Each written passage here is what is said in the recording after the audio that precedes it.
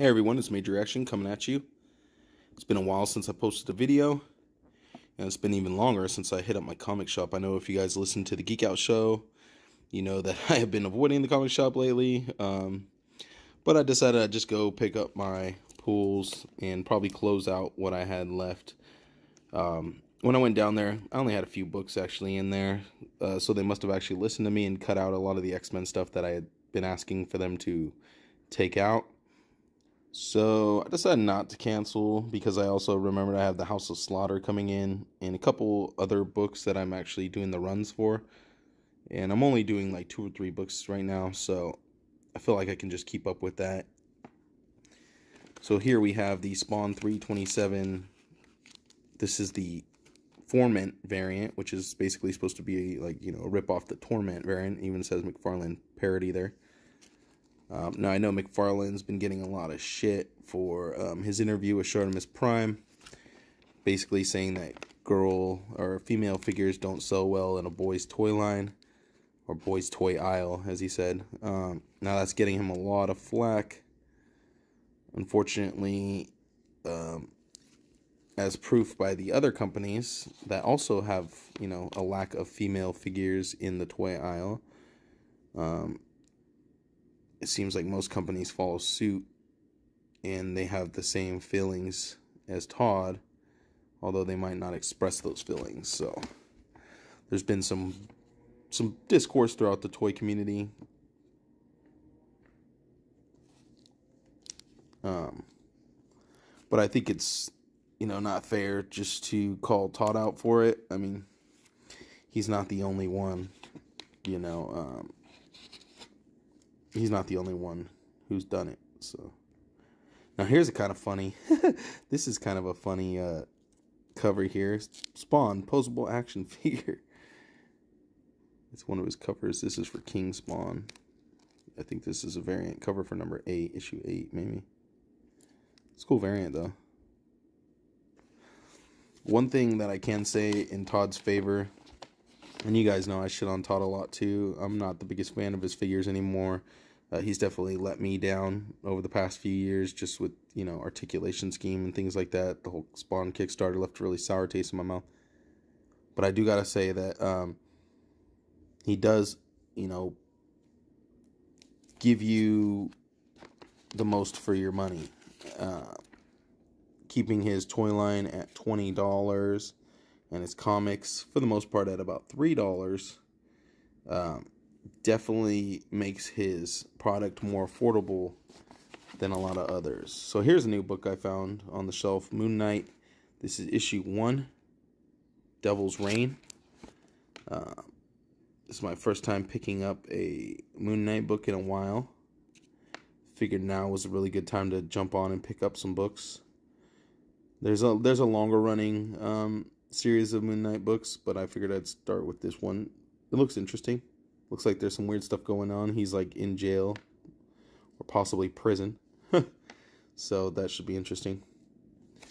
But yeah, we'll talk more about toys.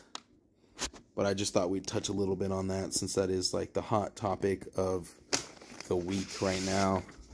Don't want to spend too much time on it though, because there's plenty of other people, you know, covering it more in depth and giving their full opinions on that. So I don't need to get caught up in all that. But I just want to give you guys a shout out. Fantastic Collectibles is going to be doing their sidewalk sale. Basically, they invite a bunch of collectors and sellers from the area. They let us get free tables, and we're able to sell for quite a few hours. A 5-hour event. So June 12th. It's a Sunday. Be from 9 a.m. to 2 p.m. It's right outside their store.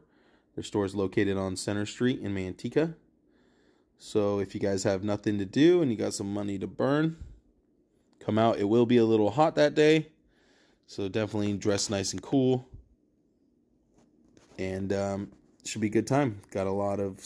last time when we went, Gil joined me from the Geek Out show. And there was a lot of people out there. We did pretty well ourselves out there. I think this year I'm going to be a little more prepared. I'm going to start prepping my stuff a couple weeks in advance and get, you know, what I want to sell ready to go, and not throw it together the night before like I did this year. So I should have a lot of good stuff out there. So Come on out.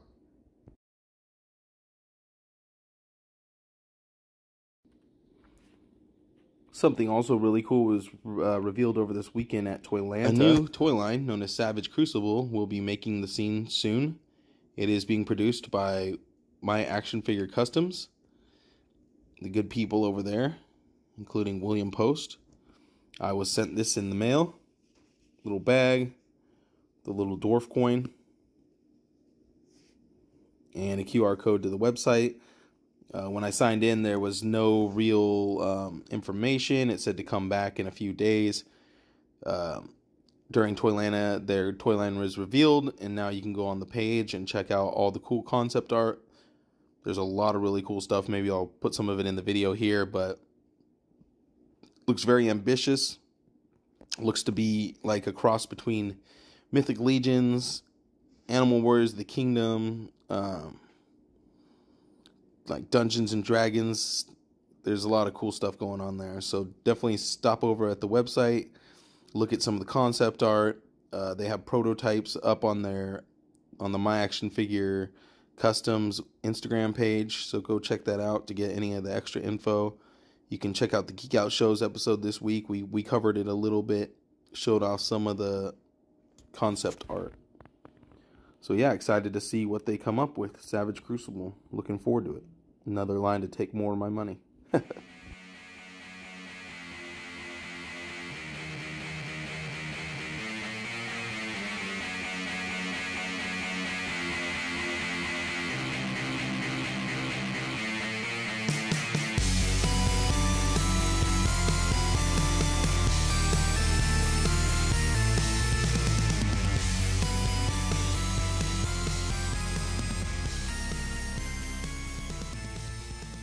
Today, I'm going to be unboxing some of these old Spawn figures. Want to open this one in particular. This is the Gravedigger. This is basically just a statue, but you get a really cool diorama piece inside of there. So we're going to bust him open first. And then after that, we have Simmons from Spawn Series 23 Mutations. So this one is from Spawn Regenerated. Gotta love that old school McFarlane's packaging. Ooh. Whew. That plastic smell is super strong. Got that trusty zip ties, you know, these are the scourge of my existence. But yeah, so the main reason I wanted to bust this out was because of this cool little diorama piece down here. It's a gravestone with some hands coming out of the dirt. The cool thing about this Gravedigger is the last one came with some really, it was more, you know, animated in style, cartoony looking. This one actually looks super realistic, like something out of Resident Evil 4, I would say. Real chain hanging off there. This is literally a statue. You cannot move this figure at all. It's a statue. I mean, you could probably move this arm here, but if I do, it'll probably twist the plastic right off. So one cool thing is he comes with a realistic shovel this time, because the shovel from the other one was like really big and cartoony looking, and I think if I remember correctly, it just has like a goofy paint job too. So this one actually looks really nice and real. So that's a cool little prop right there. Now, the coolest, the draw of this whole thing here. Oh man, that plastic feels soft. That's kind of scary. But man, that base looks so good. Just have to cover up that. But you got some arms sticking out. You could probably move those a little. I don't want to try because I'm afraid they'll snap. They're really, as you can see, the plastic is really soft on all this stuff, but really detailed. I think that's gonna make for a really cool picture, especially with what I have in mind. But yeah, so you would put his foot like that, and you basically need the stand just to get this dude to stand up, because otherwise he's not standing up on his own. Even with the stand, he might not stand up properly. Open Spawn Mutations, Simmons. Now this is another figure that has some really cool accessories. Now, I kind of noticed that this one is in a very similar pose to Gravedigger, but this one also has like added articulation. It's really goofy. Like there's a hinge up here in the upper shoulder area, but this backpack's cool. There's like hands sticking out of it and stuff. This is a pretty gruesome piece right here. And the base for this one's pretty cool too. Oh, nice. Oh, that's awesome. I didn't know that was going to be like that. So this part's completely separate. I was kind of hoping I could take it off, and then I can use it for this right here. Boom. And then it'll cover up that foot spot. That looks awesome. Alright. Cool. About time I finally busted these boys open, huh? So here we go. This is one other reason I wanted to open this. These are actually really cool looking realistic guns. Got a little MAC-10 Uzi there. Got a LMG here. Probably like a flash grenade. So this thing is super detailed. It has, like I said, articulation. There's cuts here, boot cuts, a little cut here. Oop, I don't want to do that. Oh, I didn't want to do that. I'm scared because sometimes when you do that on these figures, they'll literally just, the joint inside will literally just turn to nothing. It'll just rip right off. This backpack's nice. I could probably actually take this backpack off. There's little hands sticking out of it. That's kind of creepy. That's like some Shigaraki shit right there. Comes with the helmet that's removable. Cool little thing. And then it also comes with this bush hat here, which you can also throw on top of them, I assume. Yeah, look at that. So, this hat you can actually use for other people. And you could probably actually fit the helmet on some other figures too. So pretty neat old school McFarlane figures here. Definitely going to be fun to do a setup with. I'm thinking a Jujutsu Kaisen setup. I was thinking in my head like the domain of Simmons, the Hellspawn. So we'll see. Maybe I'll do that. Maybe I'll just do something kind of just Spawn related, or something just dark and kind of creepy. Maybe something Mythic Legions related. There's so many different things you could do. This character, he can fit into so many different things. Resident Evil easily too. This could be like a Resident Evil, like I said, Resident Evil 4. Could put my Leon S. Kennedy going away, running away from him, or shooting him, or something like that. You know, a bunch of ideas in my head for these guys. I also have this Spawn playset. We'll open this up next time, but I also have some ideas for this too, using it in a multi-scale display, maybe as the beginning of the graveyard that is going to be, you know, part of Gravekeeper's domain. So we'll see what happens. Thanks for watching, you guys.